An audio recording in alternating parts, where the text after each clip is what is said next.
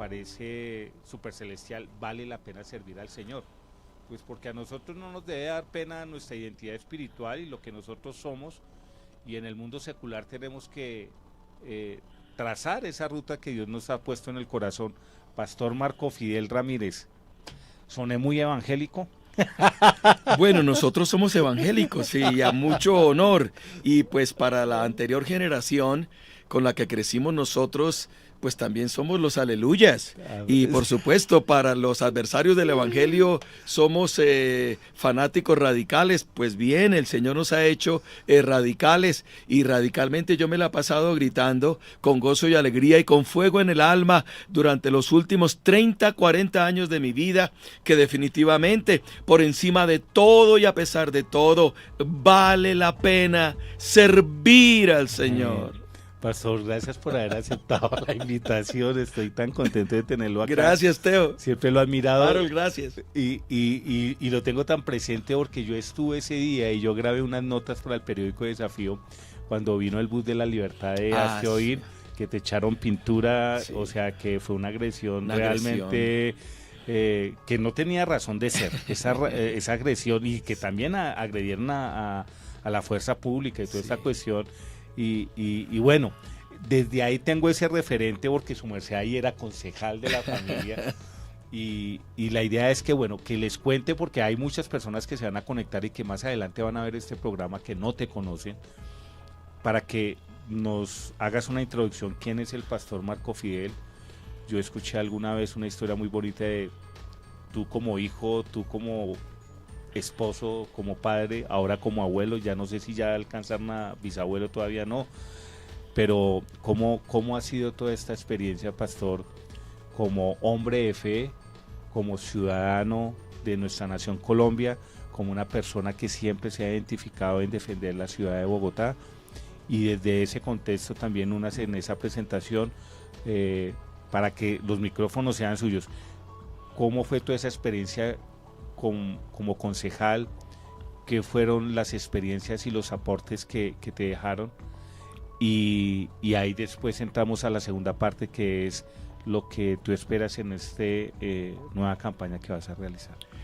Primero que todo, mi hermano querido, mi hermano Teo, muchas gracias por la gentil invitación. De hecho, estábamos programados, y les ofrezco disculpas porque no me fue posible atender la invitación anterior en la semana a raíz de una convocatoria que el partido que me avala convocó a candidatos y equipos para temas de asesoría en términos de logística, transparencia y administración de la campaña, y nos avisaron la noche anterior, razón por la cual me fue imposible aceptar la invitación de ustedes, pero debo presentarles disculpas porque yo entiendo cómo funcionan estas agendas de las plataformas digitales y estas agendas de los medios de comunicación. Así es que estoy muy contento de que me den la oportunidad de compartir el día de hoy, y por supuesto agradezco a todo el equipo administrativo y directivo de esta gran entidad que me acoge con sus brazos abiertos. A ver, yo soy el pastor Marco Fidel Ramírez, para quienes no me conocen. Recibí a Jesucristo como mi Señor y Salvador personal hace aproximadamente 53 años. Tenía... Su merced no se ve con toda esa edad. Imagínese, tenía 12 o 13 años en aquella época, y el Señor en su infinita bondad, vía un par de evangelizadores que amaban al Señor, nos llevaron a los pies de Cristo.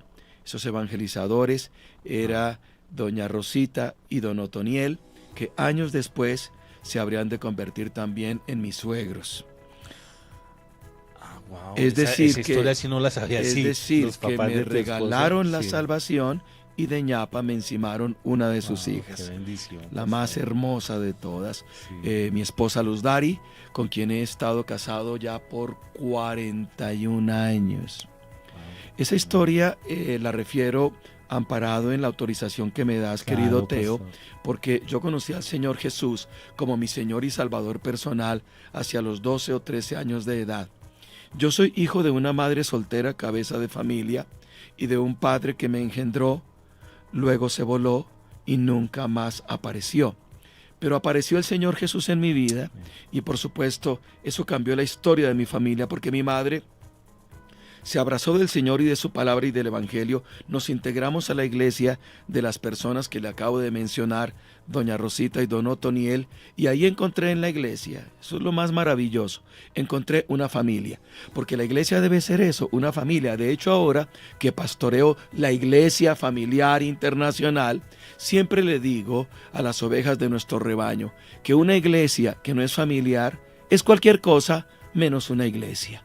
Y por supuesto que todas las iglesias de la ciudad siempre procuran ser familiares. Yo ahí encontré una familia, encontré al Señor, y justamente 4 o 5 años después, quizás 5 años después de haber conocido al Señor como mi Señor y Salvador personal, me gradué de bachiller en el Instituto Tecnológico del Sur a los 18 años. Y justamente por aquellas cosas maravillosas del Señor, apreciado Teo y estimados televidentes y radioyentes, el Señor me abrió las puertas de la emisora Nuevo Continente a los 18 años de edad.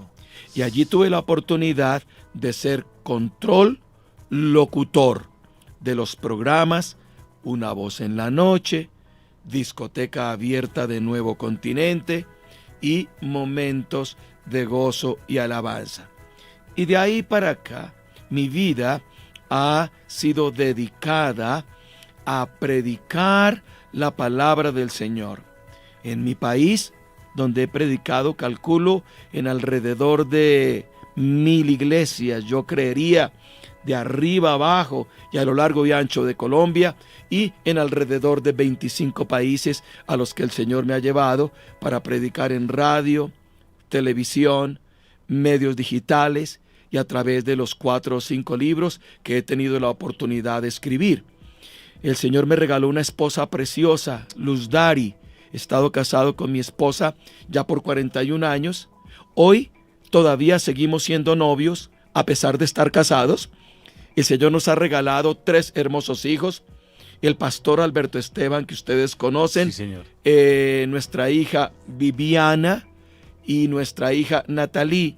Esteban es médico veterinario y es pastor de la Iglesia Familiar Internacional. Vivianita es abogada penalista, casada con Cristian Falla, el director del Instituto Canción en Colombia, sí, que dirige a nivel internacional Marcos Witt. Ellos ya me han regalado 2 nietos, Juan Lucas y Hanna. Estamos felices con nuestros nietos y nuestra hija Natalie, terapeuta ocupacional profesional. Los 3 aman y sirven al Señor y son para mi esposa y para mí la gran felicidad de nuestras vidas. Pastor, o sea, es muy bonita esa historia y fue intencional esa pregunta y que lo hiciera presente, porque uno de los mensajes que nosotros tenemos que enviar a la sociedad es eso, ¿no? Normalmente cuando uno escucha a las personas que vienen de un hogar disfuncional, como lo que le ocurrió al pastor Marco Fidel, uno empieza a ver que generacionalmente la historia se repite y uno piensa que eso no se puede cortar, ¿no? Uno piensa que, y acá estamos viendo el ejemplo y también vemos el ejemplo de los hogares bonitos que tienen tus hijos y tus hijas. Y ese es el mensaje también que dentro del contexto, que abandera todo lo que es su campaña y toda esta cuestión. Cuéntenos cómo fue toda esa experiencia como concejal de Bogotá, porque es que su merced sí tuvo bastantes batallas y bastantes situaciones fuertes. Gracias, Teo, por la pregunta. Una de las cosas que aprendí muy temprano es que el Señor tiene la maravillosa costumbre de hacer realidad los sueños de quienes le amamos y le servimos. De hecho, la palabra del Señor dice que cosas que ojo no vio, ni oído oyó, ni han subido en el corazón del hombre, son las que Dios ha preparado para los que le aman. Yo siempre tuve claro que el Señor tenía un propósito maravilloso para mi vida y lo creí muy temprano en armonía con su palabra, que yo comencé a leer juiciosamente, a absorber en ocasiones desesperadamente y por supuesto con el paso del tiempo terminé descubriendo que todas las promesas del Señor son en Él sí y en Él amén. Y yo siempre soñé con ser una figura que sirviera a la proclamación del Evangelio desde la plataforma de la iglesia y que desde la plataforma de la iglesia sirviera a la sociedad. Excelente. El Señor en su bondad me dio una madre que siempre alimentó mi deseo de superación y que inclusive dejando de comer y de vestir decentemente me dio la oportunidad de prepararme y me dio la oportunidad de hacer una carrera en la universidad. Porque entendí también que los hijos de Dios no solamente debemos estar dedicados a la adoración, a la alabanza y a la iglesia, sino que la luz que recibimos en la iglesia y la capacitación debe hacer realidad lo que el Señor Jesucristo dijo: ustedes son la luz del mundo y ustedes son la sal de la tierra. Nos hemos hecho a la idea de que solamente se predica verbalizando el Evangelio y las Sagradas Escrituras, pero se nos olvida que el Evangelio hay que transcribirlo a la realidad de la sociedad. Y eso se hace a través del testimonio, en la vida profesional, en la vida laboral, en el escenario académico, en la vida política, en el escenario industrial, en todos los escenarios de la sociedad. Yo estudié comunicación social y periodismo. Yo soy periodista de la Universidad de La Sabana. Soy magíster en ciencias políticas con énfasis en relaciones internacionales de la Universidad Javeriana y tengo unas cuantas formaciones en especialidad y diplomados en administración pública, en alto gobierno y en diferentes áreas de lo que se necesita en el escenario de la vida pública del país. Y dentro de los sueños que tenía justamente dos fundamentales, en realidad tres. Uno, el más importante de todos. Yo quería ser predicador del Evangelio. Y mi pastor, el hermano Octavio Moreno Velandia, en la Iglesia Cruzada Cristiana del barrio Bravo Páez, me dio la oportunidad de comenzar a predicar. Y en Nuevo Continente me dieron la oportunidad de comenzar a predicar a los 18 años en los medios masivos de comunicación. Y yo quería predicar en mi país y quería predicar en el mundo entero. Y el Señor comenzó a abrir puertas a través de los medios y a dar gracia con un ministerio que marcó la historia de la juventud en Colombia y en Latinoamérica, con la Unidad Internacional de Liderazgo Juvenil, que como fruto de ese trabajo me llevó a mí a Europa, al Congreso Mundial de las Sociedades Bíblicas Unidas, como representante de la juventud latinoamericana en el ministerio con la muchachada. Primer sueño hecho realidad. Esa no me la sabía, pastor. Acá estoy sorprendido. Pensaba que todos lo saben. Y eso está celestial, porque eso es acciones determinantes. Bueno, el Señor fue tan bueno y ha sido tan bueno conmigo que me permitió integrar el equipo internacional de la Asociación Billy Graham, predicando a las juventudes en diferentes lugares del mundo. Y en ese orden de ideas estoy pero tan agradecido con el Señor de que me haya dado la oportunidad de marcar con un testimonio poderoso de juventud a la juventud de mi generación. Obviamente el Señor proveyó por el camino una cantidad de ángeles maravillosos. Lindsay Christie, uno de ellos, el amado hermano Lindsay Christie, que me dio por primera vez la oportunidad de publicar en un medio impreso una columna periodística y que me mantuvo ese privilegio como por 5, 8, 10 años en la famosísima Ventana Juvenil del periódico Desafío, que después se convirtió en el libro Entre la prudencia, el valor y el miedo. Y el Señor fue aparejando hombres maravillosos de ministerio que me abrieron la puerta, que creyeron en mí, que sobrellevaron mis equivocaciones, que acogieron mi fuego, mi entusiasmo y mi alegría y que me dieron la oportunidad. Y esos hombres hoy, evidentemente yo los quiero honrar con toda mi alma. El pastor Héctor Pardo, el pastor Eduardo Cañas, la gente linda y el equipo del periódico Desafío, el hermano Darío Quiroga de Nuevo Continente. Tendría que gastarme toda la mañana agradeciendo a Dios por esos hombres que creyeron en mí y que me dieron la oportunidad. Primer sueño hecho realidad. Segundo sueño, el tema de la política. Y yo le dije al Señor, dame la oportunidad, Señor, de servirte en la vida pública. Y por aquellas circunstancias del Señor, ya llegó un momento en el que yo dije, yo quiero ser concejal de Bogotá, quiero ser representante a la Cámara o quiero ser senador. 2 campañas fallidas a la Cámara de Representantes. Primera campaña al Consejo de Bogotá y segunda campaña al Consejo de Bogotá totalmente exitosas. Y para resumir la historia, el Señor me dio la oportunidad de llegar al Consejo de Bogotá como embajador de Jesucristo, representante de la iglesia y defensor de una causa que hoy muchos están copiando, cosa que no me disgusta. Ojalá todos profetizasen en Israel la defensa de la vida, la familia y los valores.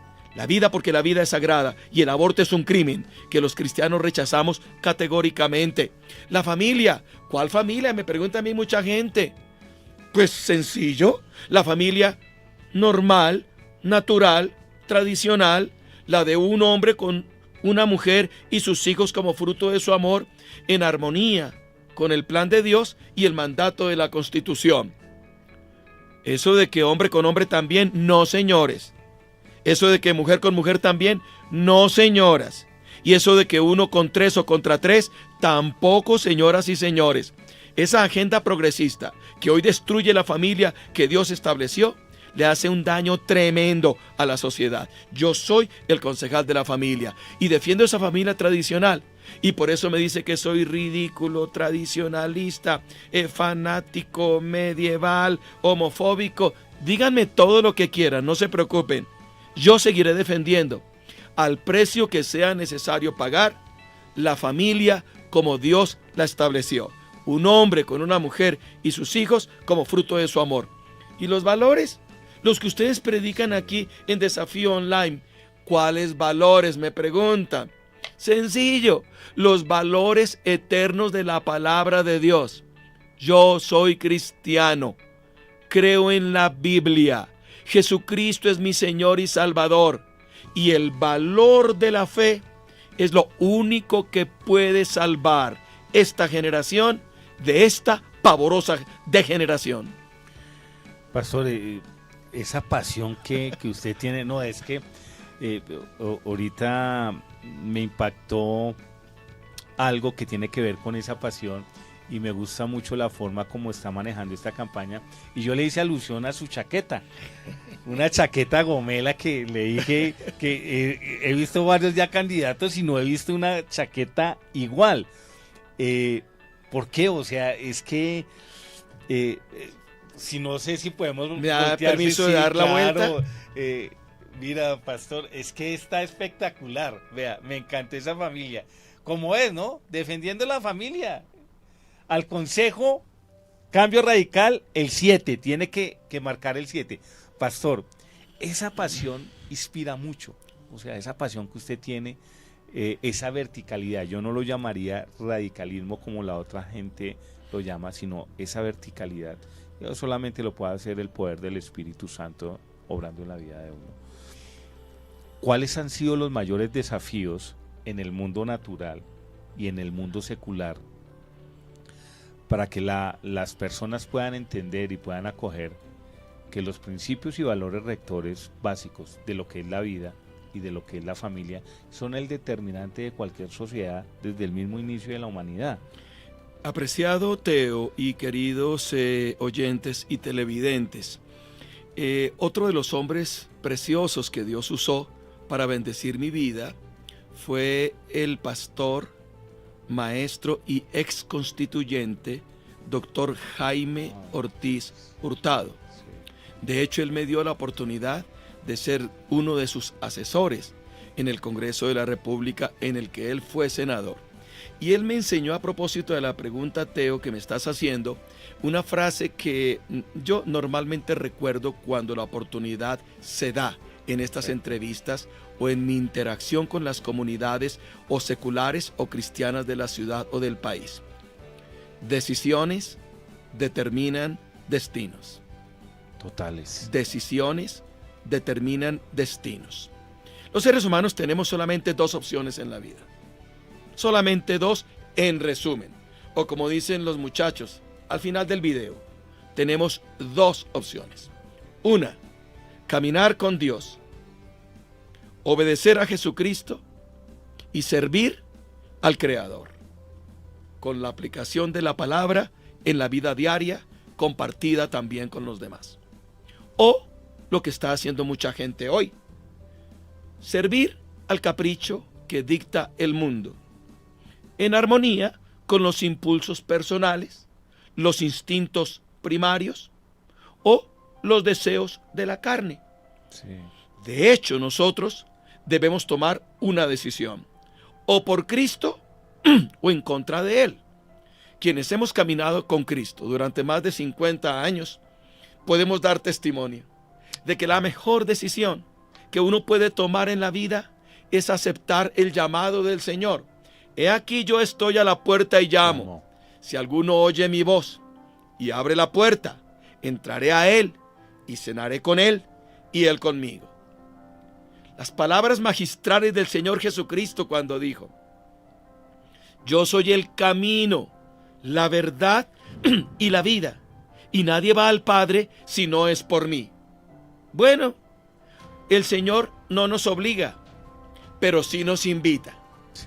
La respuesta a la invitación que nos hace el Señor Jesucristo determina lo que habrá de ser nuestra vida y lo que habrá de ser nuestra eternidad. Vivimos en un mundo que hoy ha determinado abrazar el pecado de una forma masiva, atroz e incomprensible. Y por eso hoy la nota predominante en la agenda informativa de la realidad social es la de la violencia, el aborto, la diversidad, la degeneración, la atrocidad en los hechos que acontecen, guerras, rumores de guerras, violencias, rumores de violencias, consumos de drogas, desorden moral, destrucción familiar, etc. O los que servimos al Señor, dedicados a lo que estamos haciendo ahora, a mostrarles a todos los demás que caminar con el Señor vale la pena, que vale la pena servir al Señor, que con la ayuda del Señor podemos tener hogares felices, hijos bien formados, vidas realizadas, propósitos que impactan para bien a la sociedad. Y en ese orden de ideas, yo desde muy temprano tomé una decisión, la decisión de invertir toda mi vida al servicio del Señor, dentro de la iglesia, como predicador, como ministro y como pastor, conforme al llamado del Señor, y fuera de la iglesia, como ciudadano, con plenitud de derechos y bajo el imperativo de servir a la sociedad. Y también con una convicción, Teo, y es que el espacio que no llenamos nosotros, lo llenan los otros. Hemos permitido, yo diría que de una forma ingenua, que las corrientes de la maldad progresista del mundo moderno permeen todos los estamentos de la sociedad. Nos hemos retirado, nos hemos retractado, nos hemos aislado como cristianos y nos hemos dedicado solamente a la adoración, la alabanza, la predicación y la escucha del mensaje dentro de nuestros templos. Pero si eso que recibimos en nuestros templos nos sale en condición de luz que ilumina, de sal que preserva y de mensaje que salva, entonces no estaremos procediendo con la responsabilidad que nos impone la gran comisión. Por tanto, id y predicad el evangelio a toda criatura, dijo el Señor Jesús a sus discípulos. El que creyere y fuere bautizado será salvo. Nosotros tenemos el deber de predicar, no solo desde el púlpito, no solo dentro de la iglesia. Tenemos que predicar en el escenario de la sociedad, en el escenario de las altas cortes, de los consejos distritales, de los congresos nacionales, de la vida académica y cultural. Debemos predicar desde la plataforma musical, debemos predicar desde la cátedra universitaria. Yo he sido profesor universitario por alrededor de 15 años en las más importantes universidades de este país, y le he demostrado a mi generación y a la venidera que los hijos de Dios somos las personas mejor capacitadas para ejercer profesionalmente. En el año 1997 yo fui nombrado desde la Presidencia de la República vía Ministro del Interior como primer jefe de libertad religiosa y de cultos del gobierno colombiano. Reconocí en mi gestión de 2 años 350 personerías jurídicas especiales a iglesias, ministerios, institutos y organizaciones cristianas. Hoy cuando veo que algunos tienen la idea de que fueron los primeros, no fueron los primeros, ni siquiera yo fui el primero, ya otros habían sembrado, pero sí me correspondió el privilegio en la historia de Colombia y de Latinoamérica de ser el primer jefe cristiano evangélico de la más importante oficina de libertad religiosa y de cultos del gobierno colombiano y el primero en Latinoamérica. No, pastor, usted me deja en silencio porque... No, Teo, por favor, pregunte, no, Teo. Sí, no, pero es que esto es historia y también ilustra lo que tú dices, pero igual, o sea, que se abroguen unos el primero, el segundo, la realidad está ahí, ¿no? No, y sobre todo, Teo, me gusta decir eso, pero quiero que sepan que lo estoy diciendo con buen ánimo. Sí, eso es lo que estoy diciendo. Y así lo sentí, con pastor, la más limpia motivación. Yo no soy de los que desconoce lo que otros hacen. Claro. Y les perdono por desconocer lo que yo he hecho. No, pero y yo sé que con esos usted tiene buenas relaciones y son amiguis. Mire, Teo, es importante decir esto. Es importante decir esto porque aunque yo fui el primer jefe de la Oficina de Libertad Religiosa y de Cultos del gobierno colombiano en 1997 y hasta 1998, me antecedió en una acción histórica que yo quiero reconocer plenamente, públicamente, la de la doctora Vivian Morales, autora de la ley 133 de libertad religiosa y de cultos, que generó el decreto 782 y que produjo el primer convenio de derecho público interno entre el gobierno colombiano y las primeras entidades religiosas que en el marco de la Constitución del 91 suscribieron un acuerdo de esa magnitud con el gobierno colombiano. Y que no era la Iglesia Católica. Entonces, gloria al Señor. Antes habíamos escuchado algunos hombres de Dios, el hermano Lindsey Christie, recordándonos siempre que la palabra del Señor y la gracia divina debería colmar toda la tierra. El hermano Marcos Díaz, que ahora está en la presencia del Señor, que hasta donde alcanza mi memoria fue el primer líder pastor que intentó llegar al Consejo de Bogotá, aunque no lo logró. El pastor Héctor Pardo, que siempre nos enseñó que deberíamos trabajar para penetrar con los principios y los valores del reino de Dios, todos los estamentos de la sociedad. Esos hombres maravillosos, el hermano Patricio Sainz, nuestro misionero histórico, abuelo del hoy pastor Corso, de la iglesia de su presencia. Esto es una historia en la que el Señor ha fluido y ha levantado, esto es lo más hermoso, Teo, ha levantado dentro de su iglesia a hombres y mujeres con diferentes dones y talentos. Sí. Y digo esto porque hay gente que dice, pero bueno, ¿qué hacen los pastores en la política? Entonces la pregunta mía es, o sea que la dignidad pastoral inhibe nuestro derecho ciudadano. Quienes nos hemos preparado a conciencia, académicamente, políticamente, jurídicamente, estructuralmente, debemos que archivar esos talentos y entender que no son del Señor. Yo soy un hombre que predica en el púlpito. Soy un hombre que predica donde quiera que me inviten. He predicado a lo largo y ancho de mi vida en diferentes naciones de la tierra. Y soy un hombre que disfruta predicando la palabra del Señor y es la gran pasión de mi vida. Pero si su merced me coloca en una curul del Senado, ahí le doy la talla. Si me coloca en una curul de la Cámara, ahí le doy la talla. El Señor me colocó 8 años en una curul del Consejo de Bogotá y nuestros debates, tuvieron trascendencia nacional e internacional en defensa de la vida, la familia y los valores. Recibimos reportes de Europa, de Rusia, de los Estados Unidos, de Latinoamérica, en los más grandes debates que libramos en el Consejo de Bogotá. Porque es que los cristianos tenemos una palabra para la gente de nuestra sociedad, y la gente debe saber que nosotros somos tan capaces en el escenario de la iglesia, donde levantamos manos santas y cantamos canciones lindas, y somos tan competentes en el escenario de la sociedad, como abogados, como periodistas, como ingenieros, como matemáticos, como catedráticos, como lo que quiera. ¿Y sabes por qué, apreciado Teo? Somos la gente más capaz de la tierra, porque nosotros tenemos la mente de Cristo, la sabiduría divina y la motivación limpia de entender que el servicio público debe ser eso, servicio público y no servicio egoísta para nosotros mismos.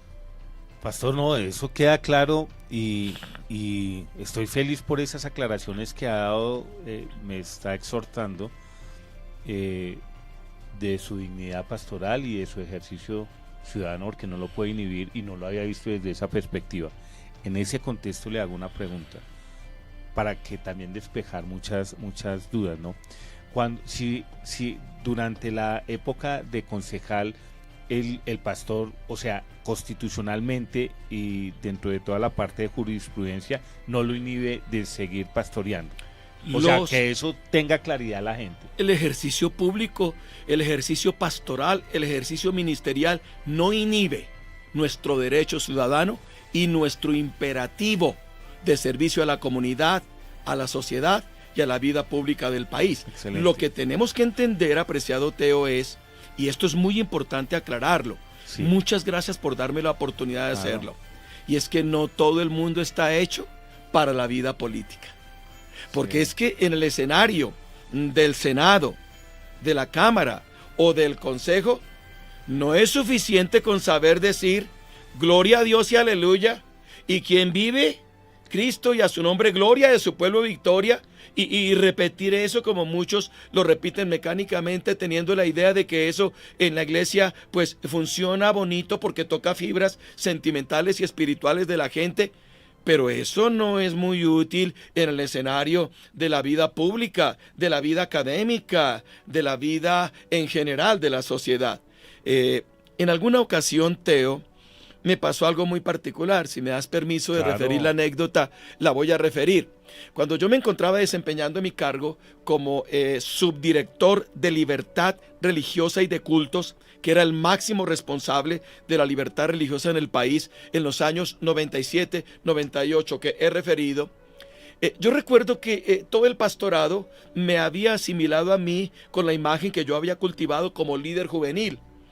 De hecho, la muchachada es la gran pasión de mi alma, sí. Porque a mí el Señor me rescató cuando yo era un muchacho, y yo quisiera gritarle a todos los jóvenes del mundo que vale la pena servir al Señor, que deben alejarse de las drogas, del aborto, de la promiscuidad, de la inmoralidad, de todo lo que los destruye, que lo mejor que pueden hacer es dedicar su vida al Señor. Entonces, el Señor me dio la gracia de liderar quizás el más importante ministerio juvenil de las últimas décadas en Colombia, como fue el Ministerio de la Unidad de Liderazgo Juvenil. Y entonces los pastores que visitaban mi oficina, todos pues tenían de mí la idea del líder juvenil de la iglesia, sí. Y de sus iglesias. Mientras tanto, yo me había preparado académicamente, profesionalmente, políticamente. Y entonces llegó un pastor muy querido que ya está en la presencia del Señor. Y yo recuerdo que estaba sentado en mi despacho y el pastor llegó, como llegaron muchos pastores, a solicitar mi apoyo y mi asesoría para sus personerías jurídicas. Y él se me quedó mirando. Y yo creo que me hizo una pregunta, y creo que me la hizo con buena intención. He aprendido que en la vida las personas en línea general tienen buenas intenciones, aunque hay excepciones. Él me hizo la pregunta, yo diría que con buena intención. Se me quedó mirando, asombrado de verme en un puesto de altísima dignidad, la más alta en el tema de libertad religiosa en el país en ese momento. Me dijo, oiga, Marco Fidel, ¿y usted cómo llegó aquí? literal la pregunta como me la hizo. Y entonces yo le dije, bueno, mi hermano, yo le respondí con amor, con respeto y por supuesto con reconocimiento de dignidad espiritual dentro de la iglesia como tocaba. Y lo sigo haciendo el día de hoy. Al que respeto, respeto, y al que honra, honra, como toca, ni más faltaba. Y yo le dije, mi hermano querido, la verdad es que yo no vine aquí. Aquí me trajo el Señor. Él me colocó donde yo estoy.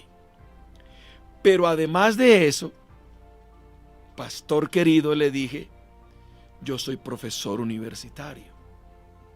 Soy un académico que ha publicado algunos libros.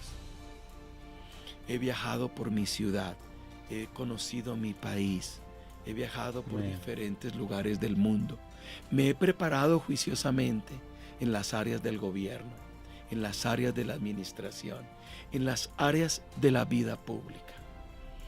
He sido profesor en las más importantes universidades de mi país y por supuesto he procurado estructurarme de la mejor manera posible para desempeñar con propiedad este cargo en el que el Señor me ha colocado.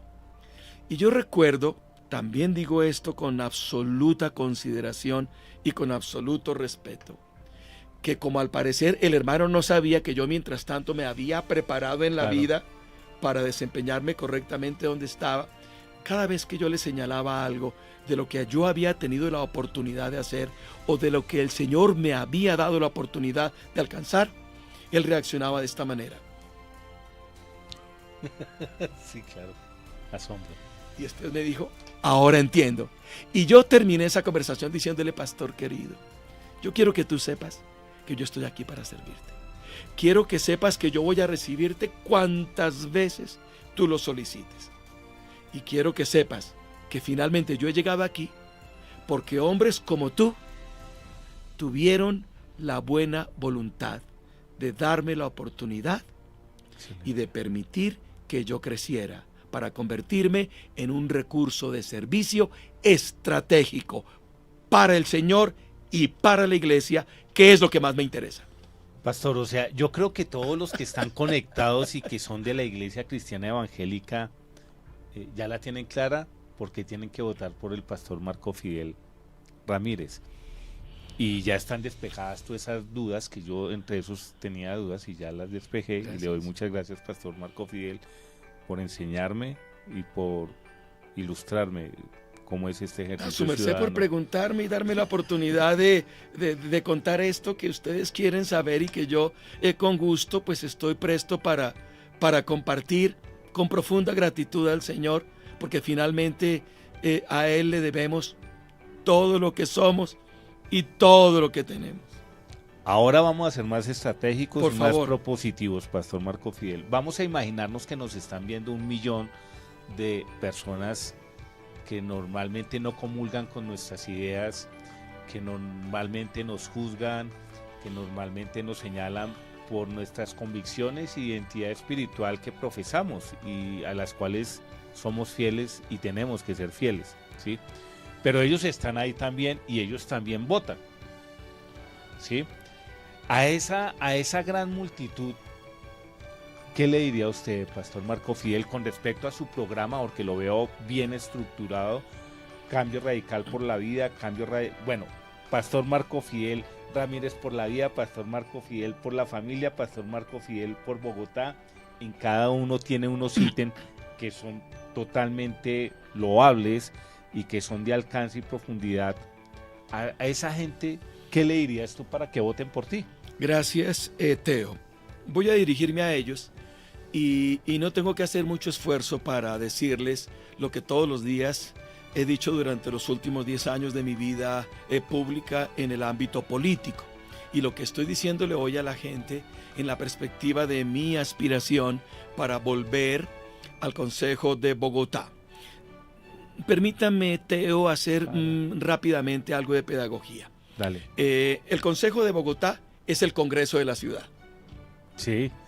El Consejo de Bogotá elige 45 concejales. Esos 45 concejales, que son la expresión democrática de la ciudad, tienen dos responsabilidades fundamentales. Responsabilidad número 1, ejercer el control político sobre la administración. Eso provee, en términos políticos, un equilibrio de poder, pero también le da al Consejo de Bogotá una prerrogativa que, muy a mi pesar, la mayoría de los concejales no usa. Es la prerrogativa de entender que el Consejo de Bogotá es la máxima autoridad político-administrativa de la ciudad. Es la expresión democrática de la capital. Ese es el alcance que es tiene. la primera autoridad político-administrativa de la ciudad. Es decir, que un concejal tiene tras de sí la fuerza del poder democrático que le da la autoridad para controlar, vigilar y hacerle seguimiento a la administración distrital. Por eso los concejales jamás deberían aceptarle a la administración una sola cuota burocrática. A eso yo ahí me iba a surgir la pregunta, porque es que eso es, y lo has ilustrado de una forma magistral, Pastor Marco Fidel, y que es importante, ojo, a todas aquellas personas que normalmente piensan que el consejo simplemente es una cuota política del alcalde de turno. Quiero enfocarme en esto de por Bogotá, que esto es importante para ellos y que normalmente, bueno, dicen el pastor Marco Fidel, sí, él por su identidad espiritual, es por la vida, por la familia y toda esta cuestión, pero no es solamente eso.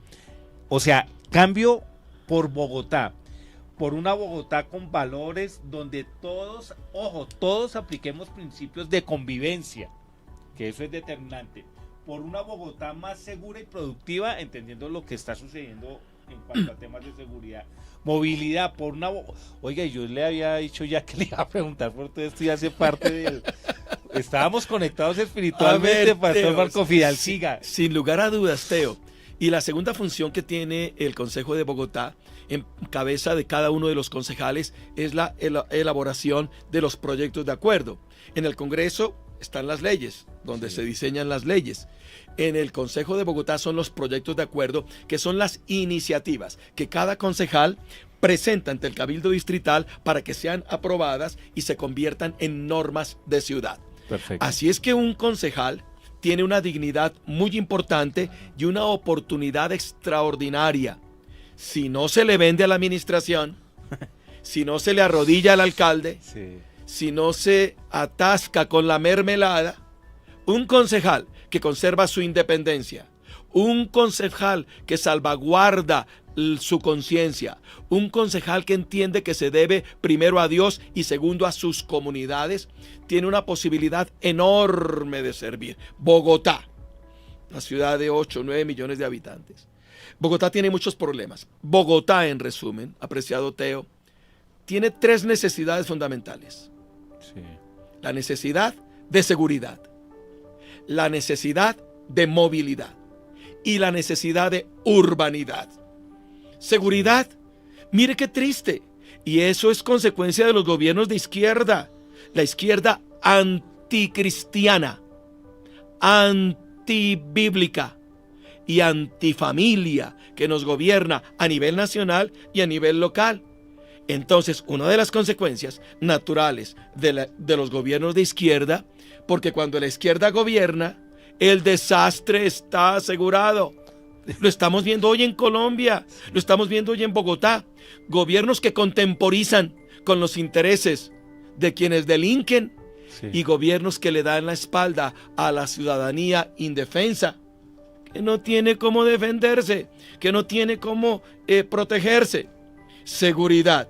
Necesitamos motivar una combinación estratégica entre alcaldía, policía y ciudadanía. Excelente. Para que volvamos a los tiempos de tranquilidad que hemos perdido y en los que hoy vemos a una Bogotá, como lo reseñan las noticias, literalmente bajo el imperio de los bandidos, como ocurre a nivel nacional, pero con la tragedia a nivel nacional de que el gobernante de esta nación a cambio de aplicar la ley y buscar el orden, ha determinado pagarles a los delincuentes, a 100,000 de ellos en el país, 1,000,000 de pesos mensuales para que se porten bonito y no hagan cosas malitas, cuando lo que está haciendo el gobierno nacional con esos subsidios es simplemente financiarle los viáticos a los delincuentes para que sigan haciendo lo mismo. Está pasando en Bogotá también. Lamentablemente ustedes recordarán que en lo que se llamó el estallido social, la primera línea destruyó a la ciudad. Y la señora alcaldesa, olímpicamente, a los de la primera línea que destruyeron la ciudad, incendiaron los CAIs, agredieron a la ciudadanía, bloquearon sectores de la ciudad, los llamó los muchachos de su corazón. Necesitamos en Bogotá ley, orden y autoridad. Los delincuentes no pueden ser mimados, no pueden ser consentidos, no pueden ser arrullados. Deben ser perseguidos y castigados en armonía con lo que determina la ley. Pero en Bogotá necesitamos no solamente seguridad, la movilidad en la ciudad está hecha un caos, porque no ha habido una correcta planificación en lo pertinente al desarrollo de las obras, en la construcción de nuevas vías, en el mantenimiento general de la infraestructura de la ciudad, y porque los términos de la continuidad han sido gravemente afectados de alcaldía a alcaldía, porque cada alcalde quiere tener su propio programa, su propia impronta, su propio legado político para que le sirva para llegar a la presidencia de la República, y los alcaldes se han olvidado de construir sobre lo construido. Pero Bogotá necesita también un fuerte impacto en el tema de la urbanidad, en el tema del respeto por la vida, por la familia, por los valores. Hoy necesitamos reivindicar eso en la ciudad. Hoy Bogotá es la capital nacional del aborto en el país. Hoy Bogotá es la capacidad del desorden por la vía del progresismo que promueve una equivocada manifestación de la diversidad. Hoy Bogotá se ha convertido en la capital de la suciedad en Colombia. Cuando uno camina por la ciudad, uno se da cuenta que hay muchas cosas que hemos perdido. No podemos contestar una llamada telefónica porque estamos prevenidos frente a aquel que pueda robarnos el celular. No podemos llevar con tranquilidad nuestros niños al jardín porque a los niños en Bogotá les están robando sus maletines escolares. No podemos en Bogotá disfrutar de los términos de un parque, porque los parques están saturados de consumidores de droga y de consumidores de bazuco y de consumidores de marihuana. No puede ser. Necesitamos recuperar en Bogotá la seguridad, empoderar a la policía, afinar los referentes de carácter legal para que los atracadores, los agresores y los violentos no salgan al otro día después de que la policía los captura. Necesitamos en Bogotá abrazar a nuestra fuerza pública, honrarla en la tarea que desarrolla.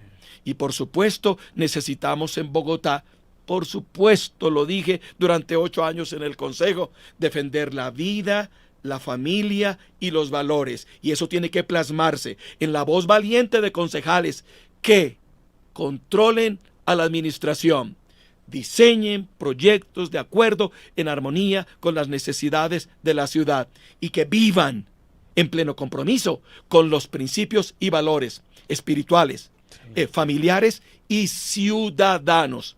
Un concejal puede hacer mucho y debe hacer mucho. Nosotros, durante 8 años, hicimos mucho para la honra y la gloria del Señor. No solamente en proyectos de acuerdo de alto impacto, sino en debates que tuvieron trascendencia nacional e internacional en defensa de la ciudad. Bueno, hay que votar por el pastor Marco Fidel en el ejercicio ciudadano de todas las personas que quieren un cambio acá en Bogotá. En todo esto que último que usted acaba de expresar, pastor Marco Fidel, hay una gran inquietud y que todos los bogotanos, que me imagino que su merced también está en esa línea, es ¿qué va a pasar con el metro? O sea, ¿qué está pasando con el metro?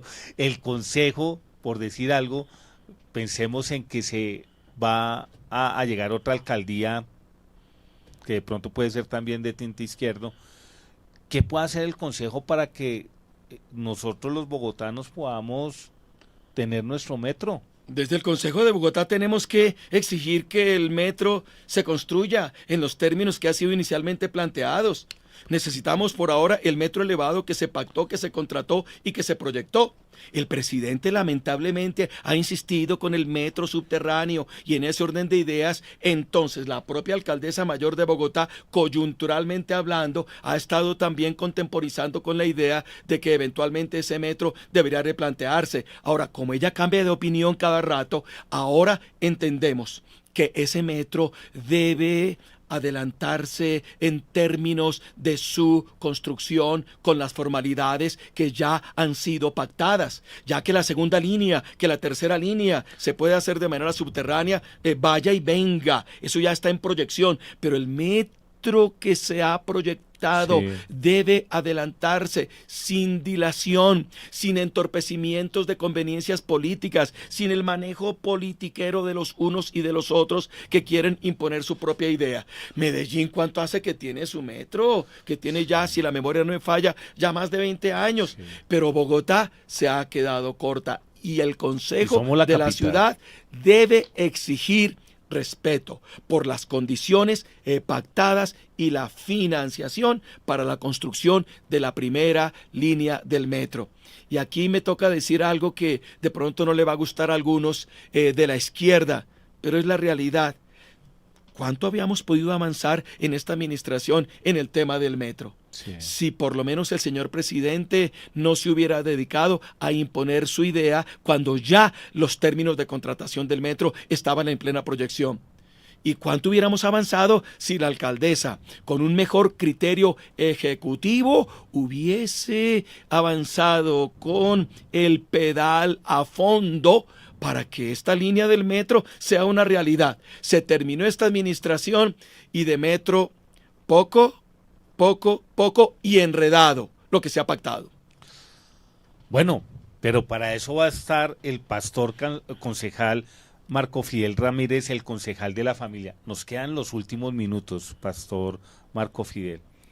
¿Qué mensaje en el ejercicio de lo que tú vas a hacer como concejal, qué mensaje tú le puedes dar a todos aquellos que van a estar viendo, que están viendo este video y que lo van a estar viendo con respecto del poder ciudadano, que no hemos hablado de eso, ¿no? Esa articulación del Consejo con el poder ciudadano, las veedurías ciudadanas y toda esta cuestión, ¿qué mensaje y qué estrategias tú les puedes trazar a los ciudadanos para que se articulen al Consejo de Bogotá y puedan cogobernar, que eso es lo que sería ideal? ¿Qué tú les puedes dar a ellos? ¿Qué iniciativas y qué formas y qué pueden esperar de, como el pastor Marco Fidel lo planteaba ahorita, que va a ser un despacho de puertas abiertas donde todos van a ser recibidos y escuchados en todo ese contexto? Entonces, un mensaje. Simplemente los ciudadanos tienen el poder del voto y tienen el poder de ubicar en los puestos de representación como el Consejo de Bogotá a los hombres y mujeres que reflejen su sentir, sus ideas y sus convicciones. Excelente. Por favor, ciudadanos, no vendan su voto. No regalen su voto a quien no lo merece. No se dejen comprar por aquellos que les pintan pajaritos de oro y que, por supuesto, como ocurre en la política tradicional, con un tamal, con un plato de lechona, con un vaso de aguardiente o con una gabela pasajera, les compran el voto y se ganan su simpatía. Necesitamos hombres y mujeres que con criterio de honestidad y compromiso ciudadano asuman la responsabilidad de la representación de la ciudadanía en el Consejo, en la Cámara de Representantes y en el Senado de la República. Yo los convoco a que me provean su confianza. Yo soy el número 7 en el Partido Cambio Radical al Consejo de Bogotá. Y algunos me han dicho, ¿y por qué Cambio Radical? Y yo les respondo, un partido político es un vehículo que le permite a uno llegar a un puesto de representación popular. En Cambio Radical nos abrieron las puertas de par en par.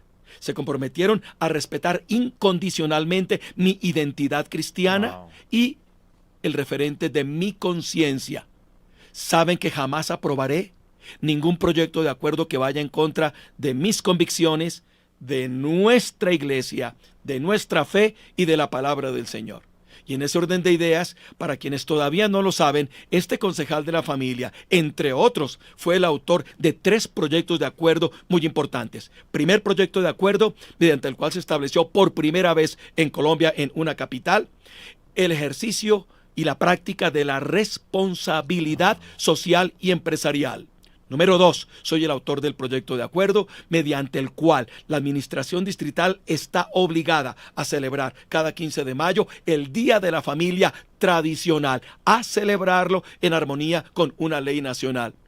Y número 3, este concejal que les está hablando no solamente defendió el medio ambiente, no solamente defendió la protección animal, no solamente defendió la dignidad y el respeto por las mujeres en un proyecto de acuerdo que no se pudo hacer realidad porque el alcalde Enrique Peñalosa lo objetó, mediante el cual se establecía en el sistema Transmilenio la modalidad de más mujeres sentadas, más mujeres protegidas en el sistema Transmilenio. Ese proyecto lo voy a volver a presentar, sumado a las iniciativas que deben promover seguridad, protección, urbanidad, cuidado de la ciudad, estricto control político a la administración distrital y proyectos de acuerdo que evidentemente salvaguarden nuestro sagrado derecho de libertad religiosa y de cultos, hoy amenazado por la agenda progresista, por la Agenda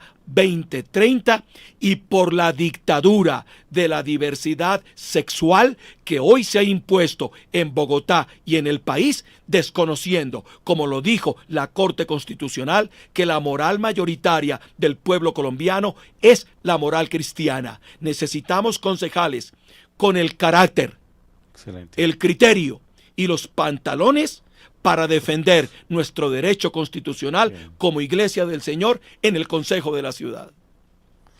Bueno, yo voy a votar por el pastor Marco Fidel Ramírez al Consejo de Bogotá. Gracias, Teo. Porque, no, pastor, o sea, creo que uno tiene que ser fiel a sus convicciones. Y uno se tiene que identificar es con eso, no con más. Esa es la realidad de cualquier persona con la que va a ejercer su voto ciudadano. Y yo estoy invocando el apoyo de los ciudadanos, católicos, evangélicos y provida. Y lo estoy haciendo con la fuerza de nuestras ideas, con el poder de nuestro testimonio y con el balance de una gestión calificada de brillante durante 8 años como concejal de Bogotá. No voy a comprar votos. No voy a condecorar pastores para ganarme su simpatía. No voy a acudir a nada distinto que a la verdad, a la convicción y a la seriedad en la representación ciudadana. Y seguiré levantando mi voz, declarando que los cristianos hoy somos un conglomerado de oposición al gobierno anticristiano que tenemos en Colombia, que nos está haciendo tanto daño, y al gobierno anticristiano que tenemos en Bogotá y que nosotros debemos cambiar en el nombre del Señor por alguien que realmente ame la ciudad y ame esta gran nación. Pastor Marco Fidel, muy inspirado, muchas gracias por haber aceptado esta invitación, gracias por haber compartido todas sus ideas, su programa de gobierno y realmente agradecido porque yo pienso que nosotros tenemos que ser fieles a nuestros principios y valores y que ese es el ejercicio que nosotros debemos de tener en cualquier espacio de la sociedad donde el Señor nos ha colocado. Pastor, gracias, Teo. Dios me lo bendiga y bueno, a todos los que se conectaron, a todos los que se van a conectar, voten conscientemente, por favor. Voten conscientemente. Investiguen a cada una de las personas que van a tener aspiración al Consejo de Bogotá, investiguen quiénes son los aspirantes a la alcaldía de Bogotá, pero voten conscientemente y con la responsabilidad ciudadana de que necesitamos realmente un cambio, no un cambio ficticio ni un cambio relativo, sino un cambio realmente como lo ha planteado el pastor Marco Fidel Ramírez. De nuevo, muchas gracias a todos los que se conectaron. Esperen un nuevo programa de Democracia y Gobierno. Dios los bendiga y acá siempre estamos con Desafío Online.